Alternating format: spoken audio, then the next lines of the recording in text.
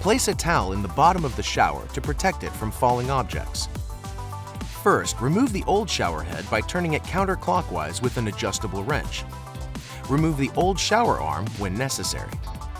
Next, slide on the escutcheon plate and wrap Teflon tape around both ends of the shower arm. Then screw the arm into the wall. Now, tuck the washer firmly inside the female threads of the shower head. Then, thread onto the shower arm and tighten. Finally, turn the water on and check for leaks.